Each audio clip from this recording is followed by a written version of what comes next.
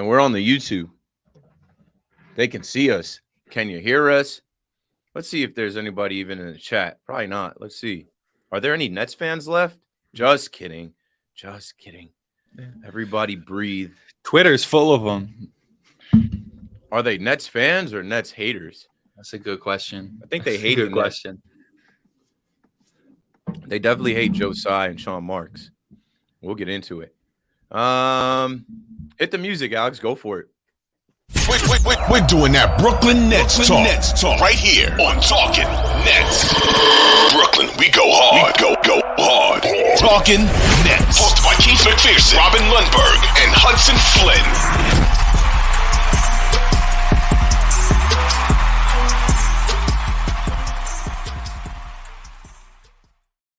Yes, sir. Welcome back to Talking Nets, episode 197. We're going to get to 200.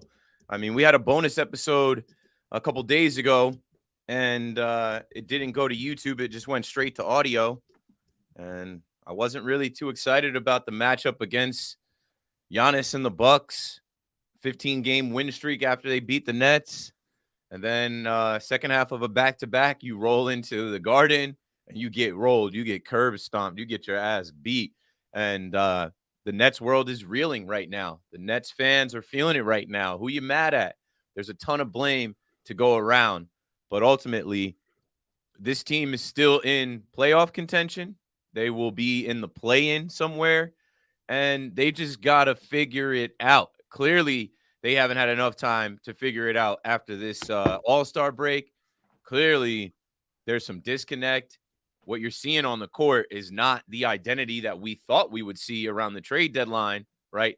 A 3-and-D team, a team that was going to be able to shoot and play defense. Well, Jacque Vaughn and the Brooklyn Nets got a little bit of time left to figure this out. I think there's 20 games left. And if you're a Nets fan, brace for impact. Like I think I told you on the last episode, it's not going to be sweet. Robin Lundberg, Hudson Flynn, what's up, guys? Welcome in. Yeah, I mean, look, it is what it is, though. That's part of I don't necessarily get like the anger at this point in time, or maybe it's the reality setting in, and perhaps this is a team that you could argue is better off tumbling all the way to the lottery, since they have their own pick aside from the Houston switch. But when you talk about the games in these recent last couple of games and the state of the franchise and everything like that. The Bucks game was a good start. They played well. The Knicks game was over from jump. And the Knicks have a good squad this year. Credit to them. I mean, I think they're actually a legitimately good team. But I actually took some solace in what Cam Johnson said after the game. Because if you look at the trades that the Nets made, obviously the Harden trades have been pretty much a disaster, considering one of them you still owe a bunch of picks for. The other one, you didn't recoup anybody that's actually contributing to the team. We'll see what happens with Ben Simmons. The Irving trade is not paying immediate dividends because Spencer Dinwiddie's been and Dorian Finney-Smith can't hit a shot. That draft pick may turn out good. But the Suns trade for Kevin Durant, I'm not mad at that one. I considering we got to the point where it had to happen, I'm not mad at that one because I think Bridges and Johnson are core pieces, and Johnson is starting to show stuff off the dribble. But what I liked about what he said after the game, he took a little bit of a leadership role. He sort of came out and said, look, we're supposed to be better than this on defense. I am surprised by where we're at, but at the same time, we're trying new things. This team did switch everything. We tried to install a little drop coverage and everything, and I still believe in them. I still want to compete with these guys. So when you do look at the standings, there's a couple ways to take it. One is let them tank all the way to the lottery so they get a draft pick. The other is, yeah, they lost to the Bucks, who are red hot. Yeah, they lost to the Knicks, who are red hot. Yeah, they'll probably lose to the Celtics, who are very good. Then it finally softens up at least for a couple of games, and they get a little bit of a rhythm together. But Miami lost too. And the Nets are in 6th right now, a game and a half up on 7th. So depending on where things go from here, I don't think this is a good basketball team or a competitive basketball team, obviously, with any sort of hopes of of winning anything of significance. But I also don't think it's probably as bad as it's been the last couple games either. Yeah, and I also think it comes down to reevaluating what your expectations are, right? Because with this Nets team, the idea is no longer we are going to win a championship now. And the Spencer Dinwiddie trade seems to have been made with that in mind. It seems to have been a keep KD in town kind of trade, which that one hurts a little bit. I don't think necessarily that makes it innately a bad trade. I believe in the concept of who Dorian Finney-Smith is as a player, even if he hasn't shown it so far. But when you look at the Suns trade and you look at the direction that the Nets have, frankly, been forced to go down by Kyrie Irving primarily and Kevin Durant for whatever longer term reasons you might want to point to, the Nets are in a very good position to retool. And if you took this team and you took this roster and you said, hey, you're a retooling team looking to get yourselves right in the offseason towards contending for a championship, no one would complain. And these losses aren't fun. Losing to the Knicks, getting smoked by the Knicks twice now isn't fun. Losing to the Bucks, blowing a lead against the Bucks isn't fun. It's not the type of winning basketball that we had been playing. But that's not who this Nets team is anymore. And if you're watching these games, you shouldn't be watching them for wins. You should be watching them for things to look for in the future. Cam Johnson, 31 points against the Knicks. He's a great basketball player. He can create his own shot. He is not just a, stand and wait to hopefully hit a 3-point shot like the Nets have had so many of over the last couple of years. Mikal Bridges, in every game except for one since he's been on the Nets, has scored more than 20 points and has looked great, aside from that one, kind of a stinker.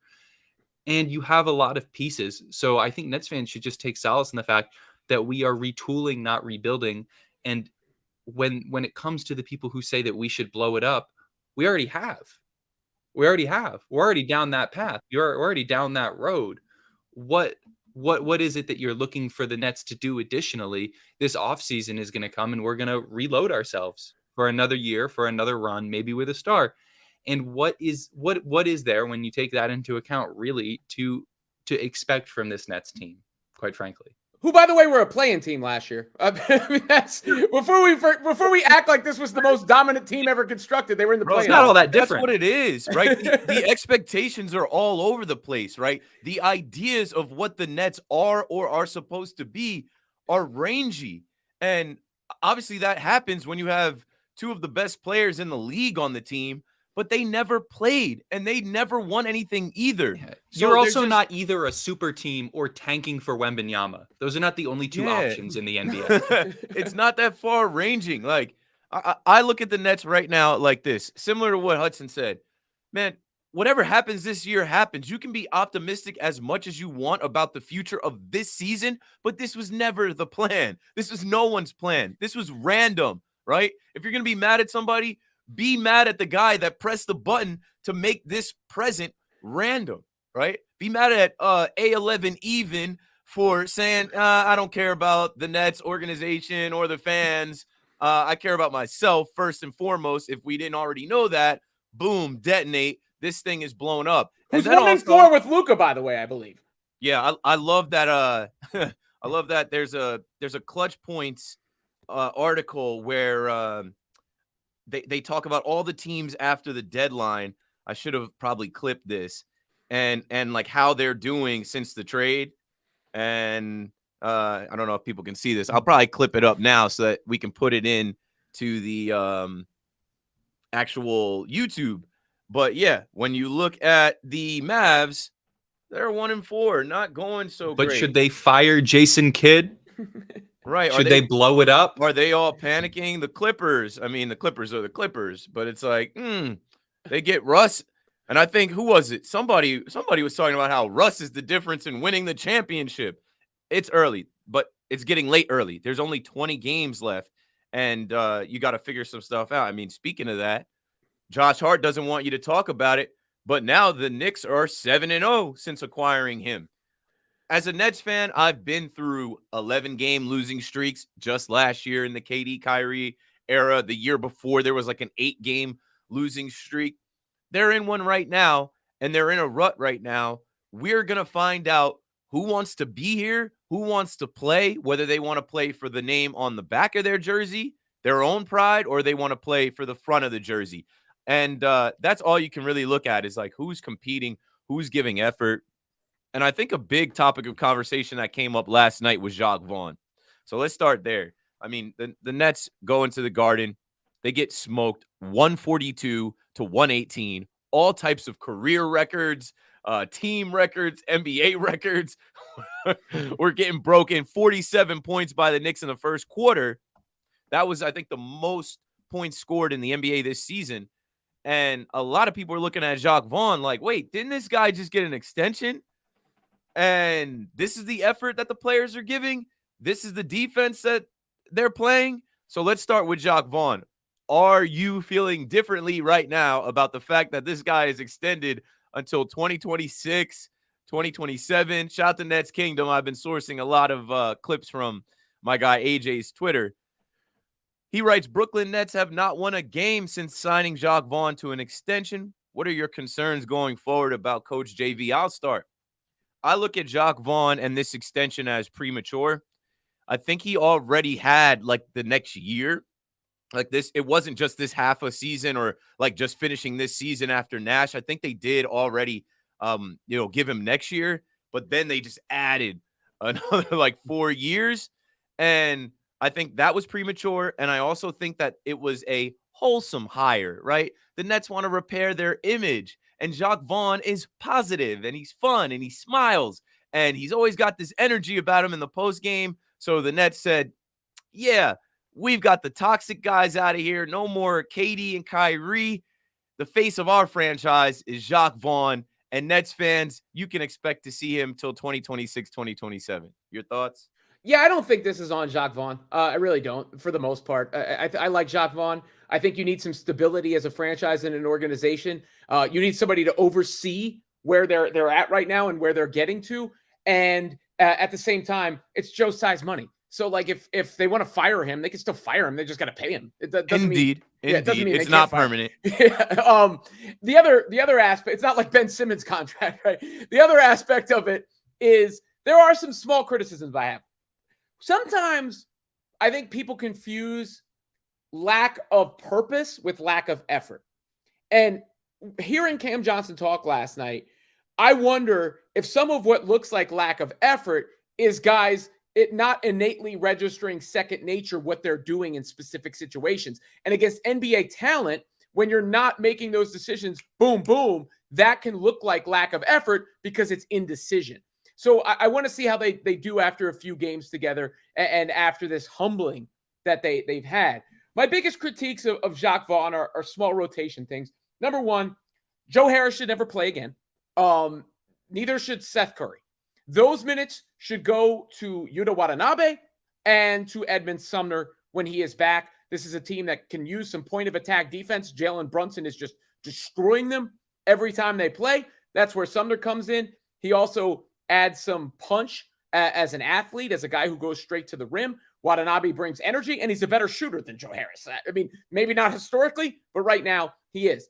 The other thing, and I'll keep going back to it, Cam Thomas should be playing with a long leash with the ball in his hands. I know he screws up sometimes. I know he's not completely consistent, but that's why you have to let him play through those things. I would have him on the floor as the starting point guard next to with Not the ball. Jacque Vaughn. He's an old school guy. He's a veteran in the NBA. He's looking at these veterans and a young guy like Cam Thomas and saying, hey, you're 21, it's your second year. You're not there yet. We're going to go with experience. But he's going to be forced to make those changes, I think, sooner rather than later. We've got a premium chat from Joel, and he says CJ needs to get paid. And that is my biggest takeaway from the Knicks game is Cam Johnson from the last several games, because I was thinking of it as Bridges. Now I'm thinking of it as Bridges and Johnson, the twins. So, there's part of me that feels good about that.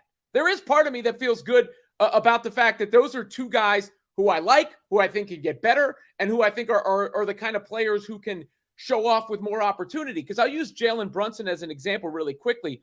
Jalen Brunson was in Dallas. He won 2 playoff games for the Mavs last year when Luka was out. And Luka's had help, it looks like, this whole time. He just has the ball so much you couldn't tell.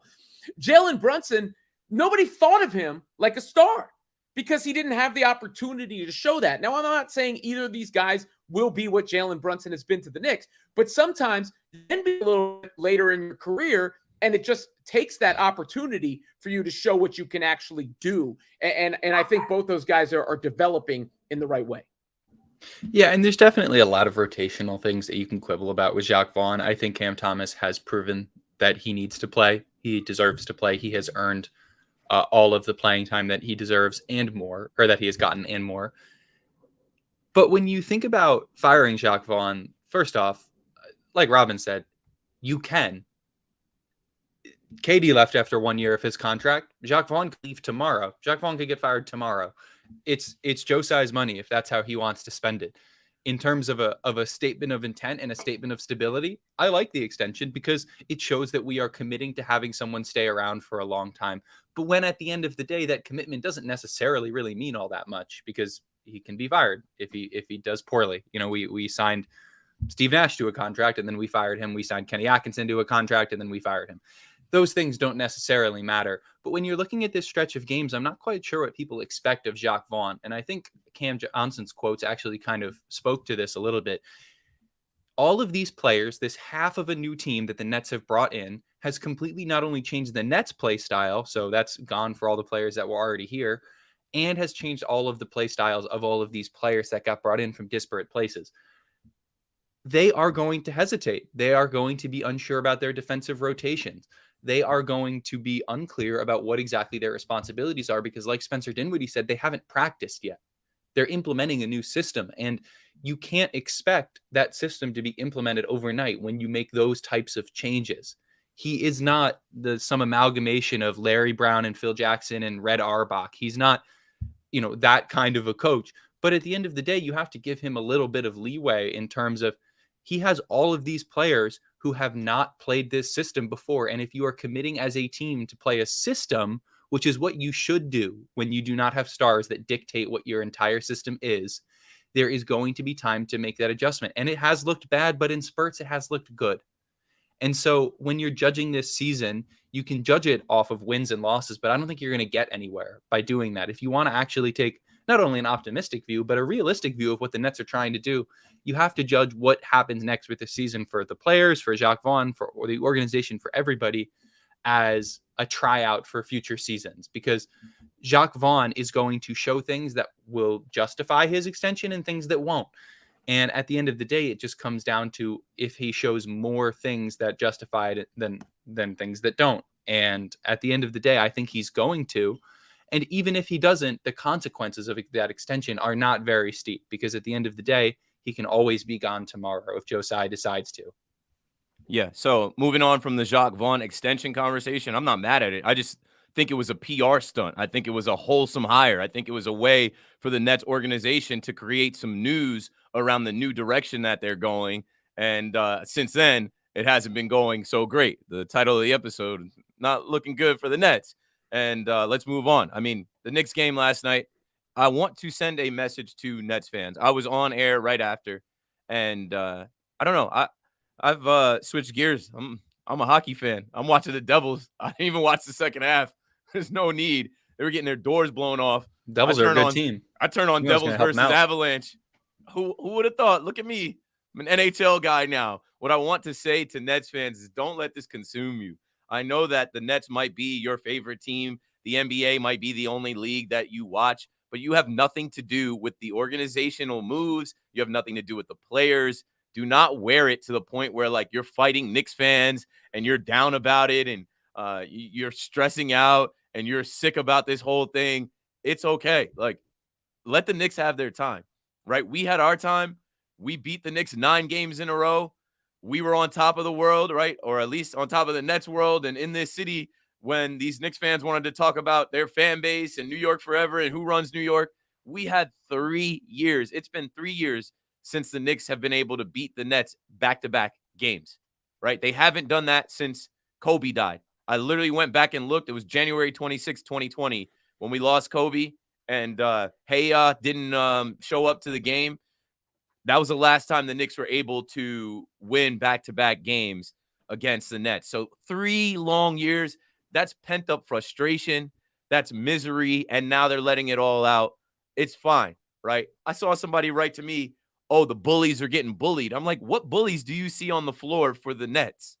Like, the bullies are gone. Like, the superstar talent is in Phoenix, right? KD made his debut last night. And I don't know if you're rooting for KD or not. I still enjoy watching KD hoop. Like, he was still super efficient. This guy missed 2 months and he doesn't miss a beat. He's still a rare talent.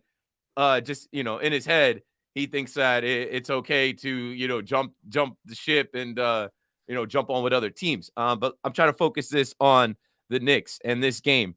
So, in talking about the trolling and the back and forth, Mitchell Robinson last night threw us actually a bone. These Knicks fans and players are feeling themselves. They were partying like it was 1999 in the locker room. And I guess that got to Mitchell Robinson's head. This guy went Twitter fingers and put a tweet out. And what I think is hilarious about the tweet is that he said he was standing 10 toes down on it. He deleted the tweet, but let's see if we can pull it up. I think I screenshot NBA Central. Not that one. NBA Central put up a deleted tweet from Mitchell Robinson where he says, fun fact, best center in New York, and I'm standing 10 toes on that. If you're standing on something 10 toes down, you can't delete the tweet. So if you want to run through the NBA Central tweet and then Hudson's tweet and then Mitchell Robinson's tweet. So here's the deleted tweet. Like, why would you take it down if you're standing 10 toes down on it? It's a shot at Nick Claxton, who everybody this year has put respect on that young man's name. Defensive Player of the Year accolades. He was getting all-star votes. And you can just watch for yourself. Nick Claxton has come a long way. He's shooting better from the free throw line. His bag, as far as like his offensive game, his moves in the paint, his defense. You saw him against Giannis the other night. And Mitchell Robinson, I guess, was just feeling himself, freshly being back a couple games. Hudson weighed in because I guess he slept on it, Mitchell Robinson, and woke up. And he's like, y'all take shit to the heart too much, bro. Really, was just having a little fun. Y'all take stuff too serious. It blew up overnight. Every NBA outlet, all these fans weighed in. And Hudson's like, yeah, you're corny, bro. Like, how can you say something and say you're standing on it, then retract it, and then say everybody takes it too serious? So that was I looked at that as Mitchell Robinson throwing Nets fans a bone. Like, hey, they should have just said less. Well, it's funny. The part about standing 10 toes and then deleting it is humorous. I actually don't mind Mitchell Robinson thinking that, saying that, putting into the universe. That's his prerogative. He outplayed Nick Claxton. Claxton hasn't played very well since the trades. Though I do like the idea of him kind of getting the ball and pushing it up the court, which is something that the Nets are experimenting with. He's had a better season than Mitchell Robinson overall, but I don't mind that. What I find kind of interesting is how consumed Knicks fans still seem to be with the Nets. Like at this point, it should be about the Knicks. The Knicks can't lose a game. They're smoking teams. Jalen Brunson's the player of the month in February. Like all these things are good things for the Knicks, but they're still talking about the Nets. So I do think that says something about where the Nets are. At least rent free, bro. Rent free. Yeah, the rent is high in New York, but not in their heads. And we got another premium chat from Joel who says playing Cam, or I think he's referencing Thomas now, gets some experience and ups his value. Look, the guys that I would be running out there for extended minutes together are Claxton, Bridges, Johnson, and Thomas. The rest of it you can mix and match. Those are the guys that I would have on the floor for the majority of the game. Yeah, and going back to the Mitchell Robinson comments, I mean, anyone with a pair of eyes knows that Nick Claxton is a better player than Mitchell Robinson. But Mitchell Robinson's a good player. He's a good player. I think if he was on the Nets, I would think he was great. He is a good player. He's not as good as Nick Claxton. And I think I will say I agree to a certain extent that Nick Claxton hasn't played very well, but his performance against the Bucks in that last game was very impressive. And in playing against a player that supposedly is higher in the DPOY rankings than him and Brook Lopez, I was very impressed with that. And, there is something to be said for his attitude seems a little different, but I'm not in his head. I'm not in the locker room, right? I don't know what's going on. At the end of the day, he took the James Harden trade pretty hard. these are his friends, these are his teammates, and he's still a young guy. And losing your friends, losing your teammates like that is never easy. I mean, you look at players as like stoic as someone like Jared Allen. Big J talked about how sad it was leaving Brooklyn, right? He talked about all that stuff. It's just the people kind of forget that these are people and Hudson, not just players. Yeah, let me add to this so I don't forget it. But like, that's a big part of just the NBA trade deadline in itself. Yeah, absolutely. Dorian Finney-Smith went on vacation with Reggie Bullock, I believe. And he's like, what am I, like, that's my brother. What am I supposed to do? Like, not go on the vacation we planned because I got traded? And, emotions and feelings come into this. When they got their doors blown off by the Bulls, I felt like they had it coming. They were 1 foot in the All-Star break, 1 foot back in the season. And when you talk about Nick Claxton and Cam Thomas, I said last night on the radio, man, these guys spent their whole young careers with guys that they idolized, with guys that they played on 2K with, that they watched and got to actually meet and break bread and travel with, and KD, Kyrie, James Harden. And then, they see these guys force trades and force their way out, and they're left here. You got to be careful with that. Like, one, these guys' emotions and feelings about the team and organization. And two, if they think that that's the way, if they try and follow in their footsteps, if they think, hey, this organization sucks, or, hey, I don't want to be here, trade me too, or get me out of here as well. Like, you got to tread lightly with all of that. Yeah, and that was really the core of it. I mean, it's these players are people at the end of the day, and things like that, change people. They change the way you're going to perform, and at the end of the day, they change things like team structure, and that is going to change the way you play. Nick Claxton, I wouldn't call him the best offensive force on the Nets, maybe, number 3, number 4, but he is now more of a primary focus than he has ever been in his entire career. In his entire career, no one has ever keyed in on him and said, Nick Claxton is a player that we need to stop. He's always been able to add on the margins to an already existing set of great superstars. But now he is the guy, and he's the guy for extended minutes when it comes to the fact that the Nets do not have a backup center, because Day'Ron Sharpe doesn't deserve to play, and Ben Simmons was never the answer. But Clax is that guy now. He's number 1 guy. So that's going to take some adjusting. It's going to take some adjusting in his own mentality, in how he feels about the way he's playing, and the style of play that he brings to the court. So there's a lot that you can look at in terms of Nick Claxton since the trade, but kind of just like everybody, you got to give him some leeway when it comes to figuring out his role on what is essentially an entirely new team. I'll take it if you don't got anything to add. I think we should put up the tweet from Jay from BK as we're talking about Nick Claxton, and as Hudson just mentioned, no backup center. We're forced to use Day'Ron Sharpe. Ben Simmons has knee soreness, back soreness. He's just soft. Jay from BK writes Nets World. He lists. I'm not gonna go through all of these names. I'll skip through a few of them. He puts Boogie in there, Ed Davis, Derek Favors, Serge Ibaka, Dwight Howard, Enes Kanter, Nolan's Noel, Tristan Thompson, who's on ESPN, Hassan Whiteside. He says they're all available to be signed by the end of this day experiment, which is, second-year player Day'Ron Sharpe being our backup center. Before I pass it to Robin, I'll say this. The Nets went from being what I thought were buyers at the deadline to literally selling their most expensive assets. In a matter of days, they went from, okay, how can we improve this team, right? We need a backup center. We need a backup point guard to, oh, Kyrie wants out. Well, now's the time. And Kevin Durant, we weren't sure if he was going to follow up. I feel like as we're listening to KD talk about, like, oh, I was nervous. Like, I don't know who's going to be my teammates. Bruh, give me a break. I feel like there wasn't enough communication between KD and the front office, because why in the hell would they make a trade to add pieces thinking that, like, KD was going to stay? You're looking at a team with that got back pieces that weren't necessarily supposed to go together. So the trade deadline was a mess. You don't get a backup center. Ben Simmons, you can't rely on making $34 million a year. There's a lot of fingers to, there's a lot of blame to be going around, a lot of fingers being pointed in places. But when you look at Sean Marks and you look at Joe Tsai and how they went about all of this, right? It was like Joe Tsai was hard on the fact that he didn't want to send Kyrie to the Lakers. Okay, cool.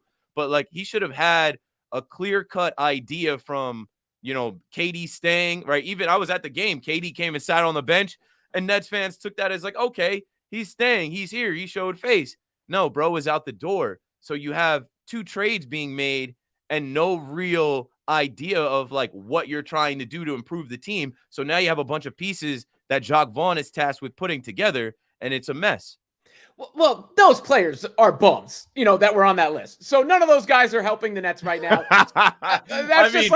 Can one of them potentially Dwight Howard's be better? hitting threes in Taiwan. Can one of them be better than Day'Ron Sharpe? And that's not my list, but probably not. But right around the same. They should have been able to. There were other centers that were traded for nothing. Look at the NBA right now. Who ever is just signed off the scrap heap at this point in the season makes an impact? In fact, who comes in off the buyout market and actually makes an impact? Blake Griffin is probably one of the biggest buyout impact players in the last several years, and he wasn't any good for the Nets. Once you're on the buyout market, there's a reason you're on the buyout market. And if you're still a free agent at this point, there's a reason you're still a free agent. So the backup center thing, sure, if they had brought KD back and that was an issue, I could see it a little bit more. That's not what happened. The team had to be blown up, on the fly in a matter of a couple of days. So the Mavs trade does look like it was made for the short term in mind. But remember, that draft pick is the first year Luka's contract is over.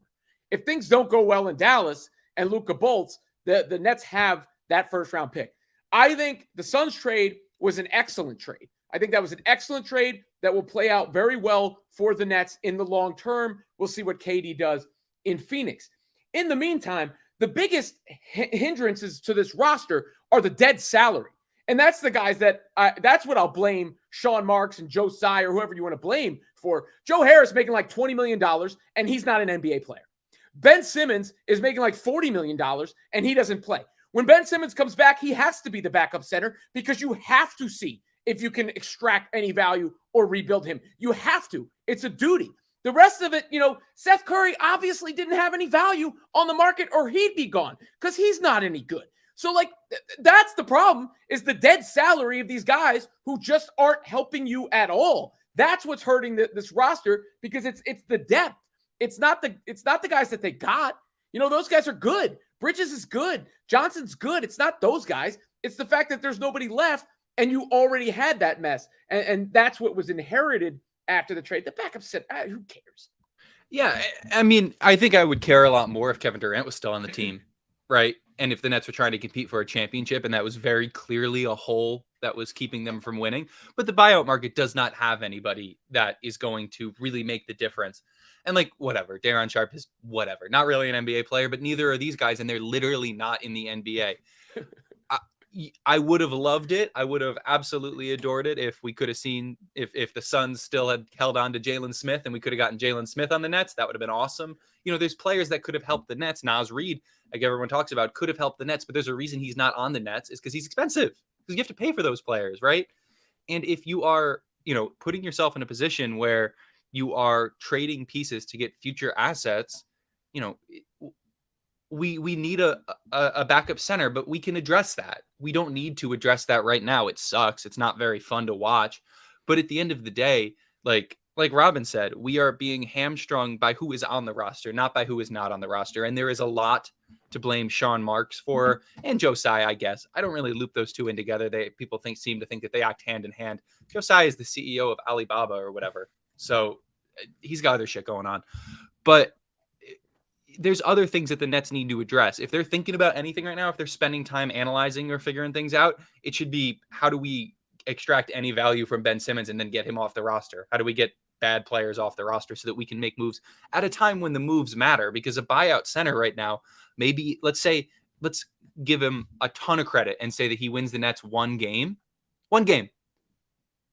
So what? What does it mean right now? It doesn't mean anything until next year's offseason, and then we will have more flexibility to address those things. Yeah, this year's cooked. It sucks to be a fan of a team that you realize there's nothing to look forward to. It's a slow death.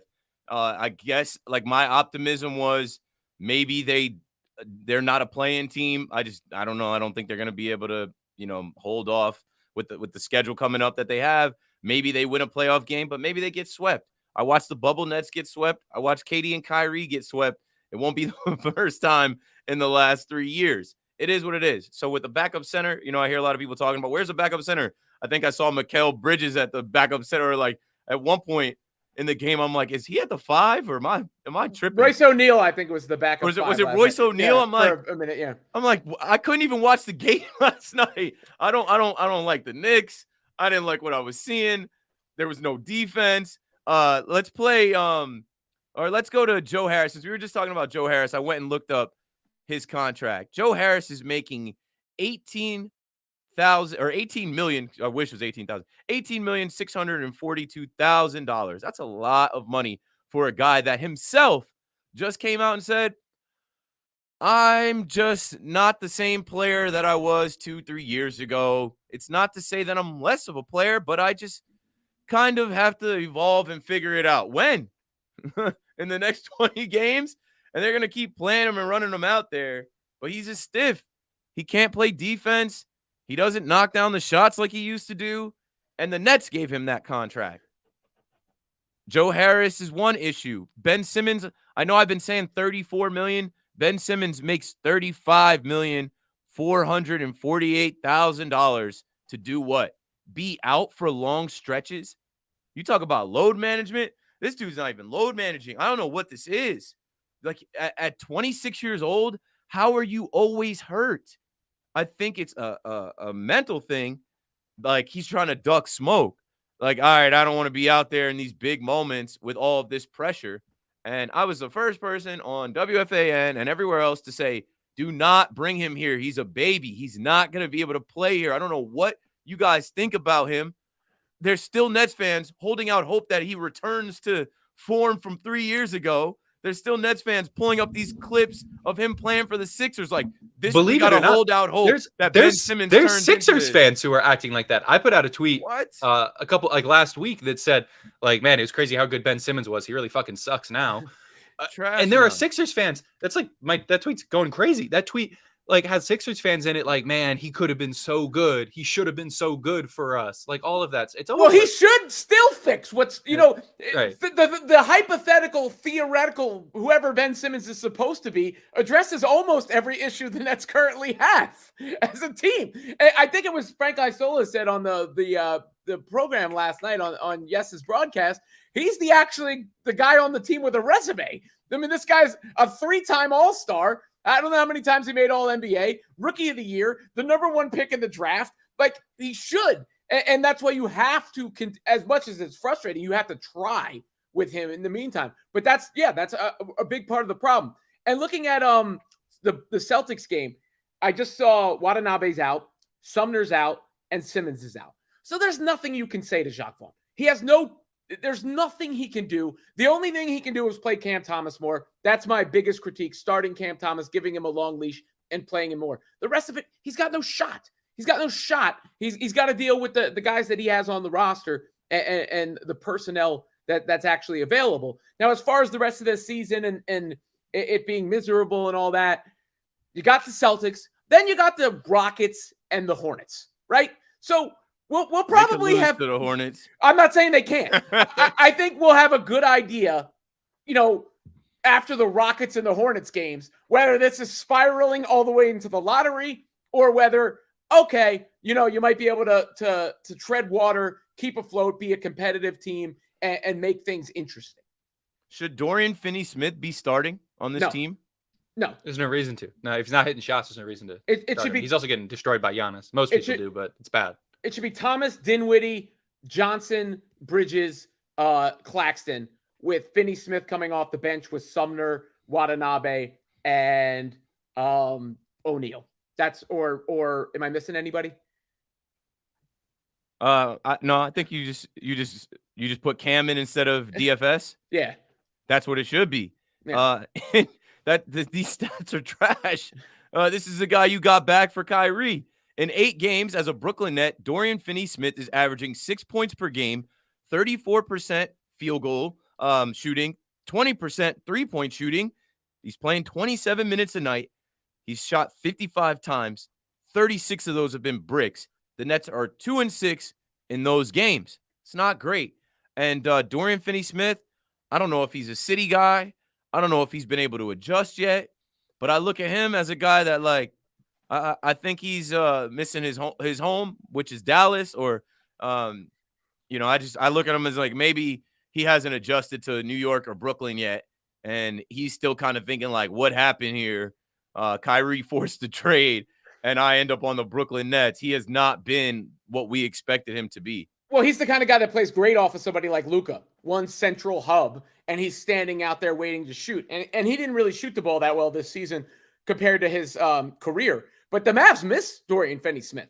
The problem is he's a little bit redundant with the roster on this team, and that's why I'm saying bring him off the bench. D-Rock with a premium chat says Cam, Mikal, Johnson, Yuta, and Clax should start. I'm not mad at that, but who's that? Who's taken out in that rotation that I just listed off?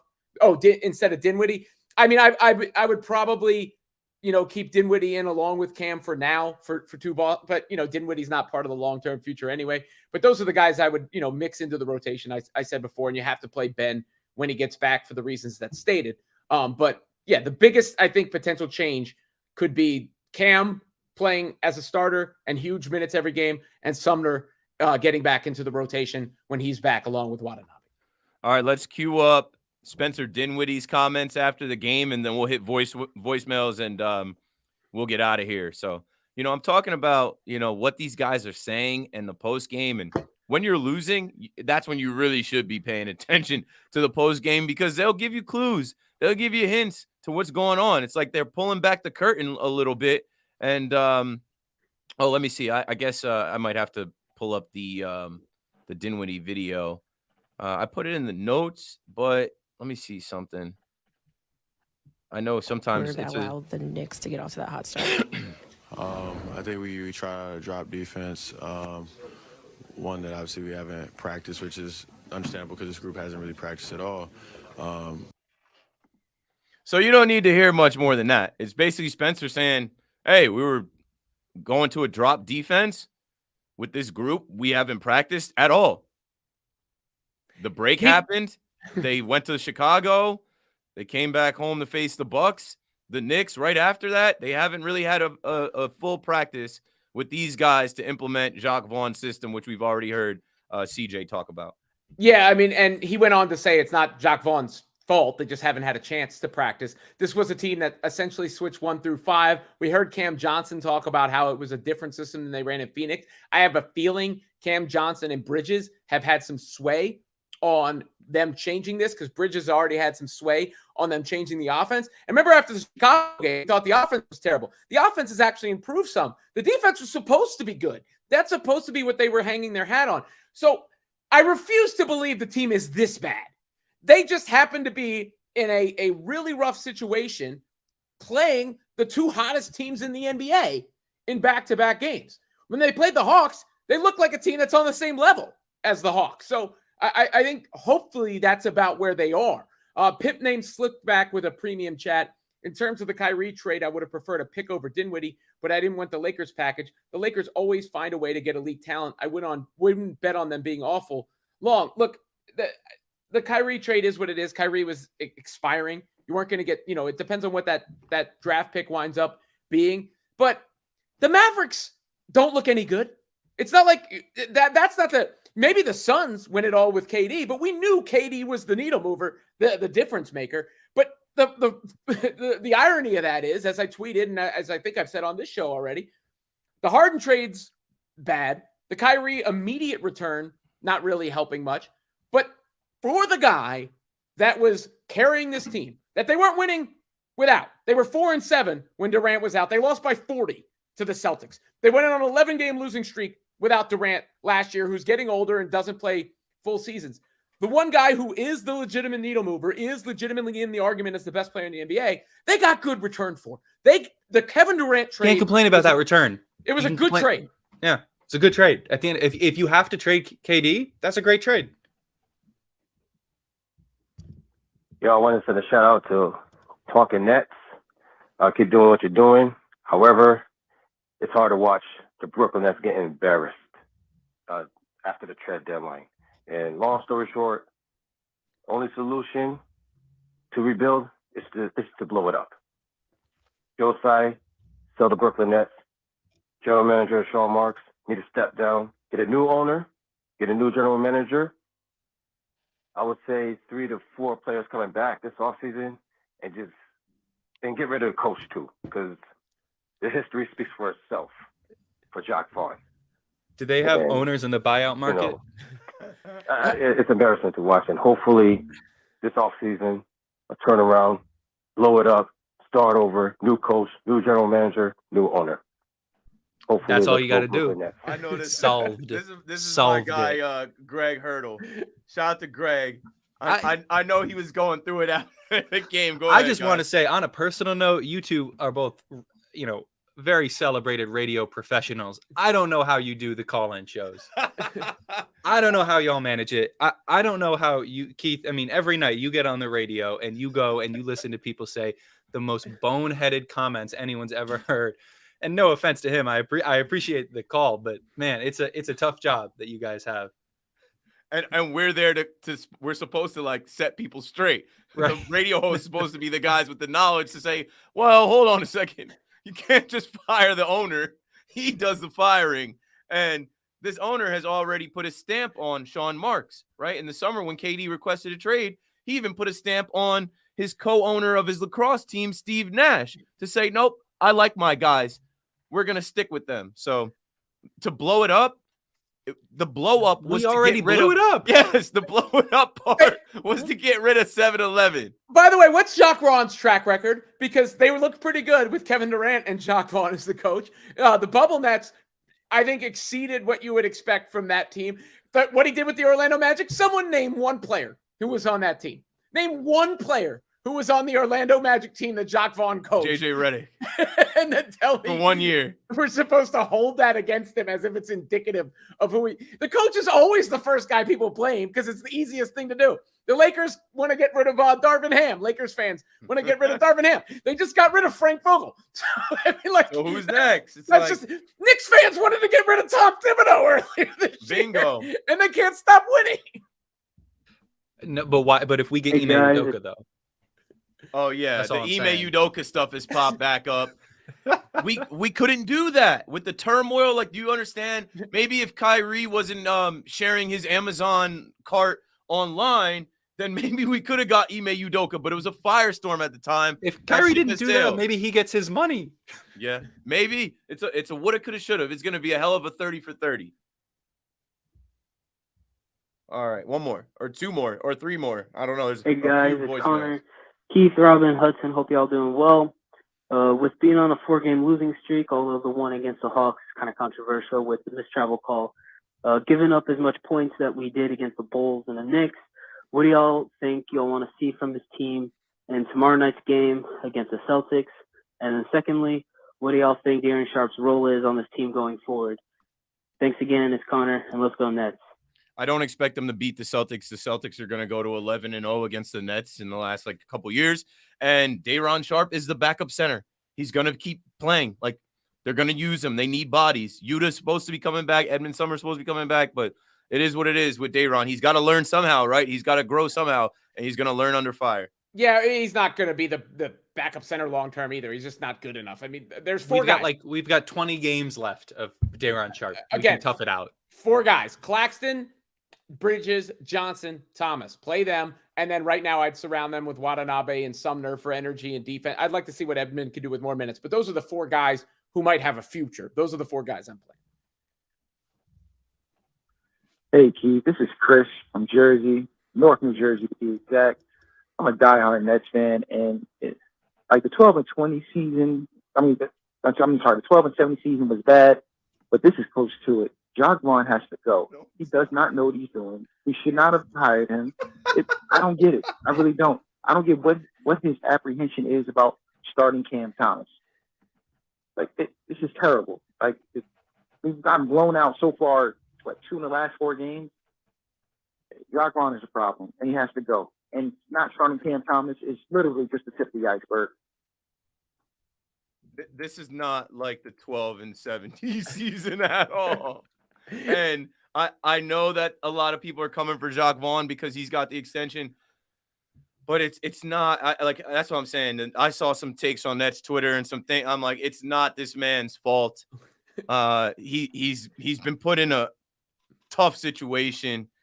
I know it's not as fun to watch because you don't have Kyrie going for 40. You don't have Kevin Durant going for 40 anymore. But this is the league, man. This is the NBA. If you're going to be mad at anybody, be mad at those guys. They blew this thing up. They didn't see this thing through. They left you hanging, and they forced you to watch Cam Thomas not start, right? They forced you to watch Dorian Finney-Smith, and they forced you to watch Ben Simmons do nothing. Like it's all we part went of 20-2 with Jacque Vaughn and KD. That doesn't count anymore, right? That's like that's not a thing. Yo, this is D-Rock.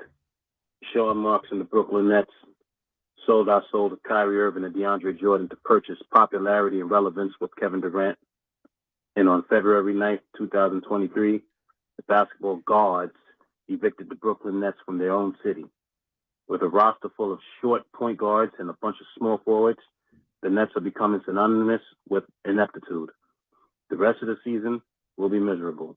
And if we think Sean Marks will trade away our excess pieces and bring in a legitimate center for Claxton to play alongside with, an all-NBA point guard and a good backup stretch five and power forward, I'm sad to say, get ready for another disappointing season. Nets fans are going through it. They're writing poetry. Yeah, and if the roster's filled with such bums, how are you doing these things that you're talking about doing? Like everybody's a bum, but trade them for good players. Misery. We are back in the misery of being a Nets fan that fast. It's crazy, right? Last voicemail. What up, y'all? Hope everybody having a good day. Rough day for rough stretch for Nets fans right now, y'all. But we're gonna survive. We've been through much worse than this. Vaughn. I think that signing was a little bit too rushed. I feel like he needed to prove himself a little bit more before getting re-signed like that. But another 7 years. It is what it is right now. People like Seth, Patty, Joe, and Royce have got to go. It's dead salary, dead weight. They're not producing anything. I feel like you could have traded those guys in a package with KD or Kyrie or even TJ Warren. But listen, it is what it is. But I hope we do make moves with those guys included. Dorian Finney-Smith and Spencer Dinwiddie. I think you could go ahead and trade those guys for some picks before this upcoming draft class. And we just got to keep it safe right now. Knicks fans talking trash. Hey, let them talk trash. They've been out of it for 3 years with us and whatnot. So listen, I'm not even really listening to it. Let's just keep it going. Let's keep it pushing. And, hope everything is better very soon. Let's go Nets. Brooklyn.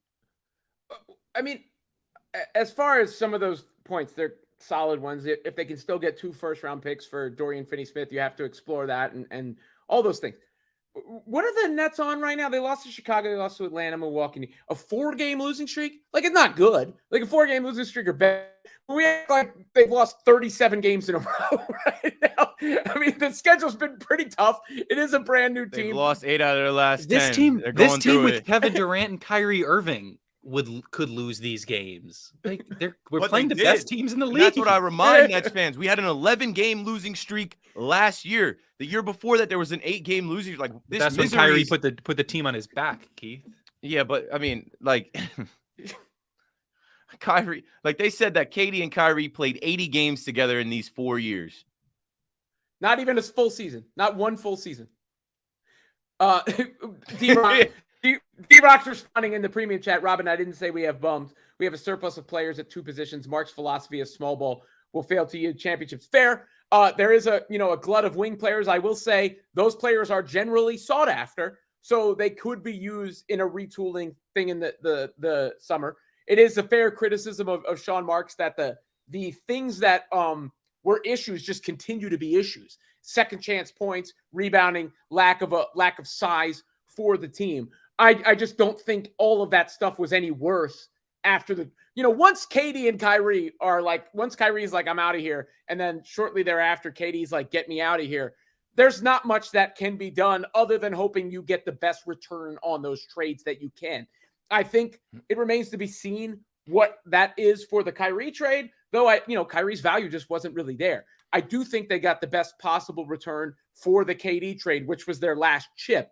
So I find it hard to muster up all this anger about that, because I've already come to grips with the fact that he's no longer on the team and that previous incarnation is done. Christian Valenciana, people still in denial, but the fact is we gave up 2 generational talents for a bunch of chicken wings because we have an owner with an ego. We didn't give them up. Is Kyrie Irving going to be on the Mavericks next year? We have no idea. Like, Kevin Durant is different. And look, Kevin Durant, for whatever reason, has hitched his wagon to that every time. And once he decided the organization wanted to do good by him, and again, I think they got a good return. But this idea about Kyrie, sorry, nobody wants him.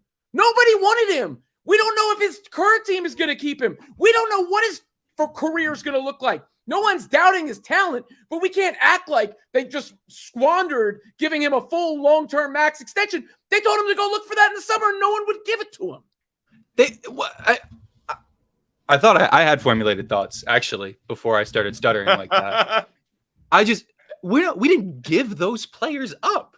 We didn't give them up. They asked to go. They forced their way out. They gave forced up. their way out. They gave Kyrie up on Irving, you. Like, Kyrie Irving left, and he only played half the time. And Kevin Durant left, and we did right by him, and we let him leave. What does anyone's ego have to do with that? Kyrie Irving, you do not give max contracts to players who do not play.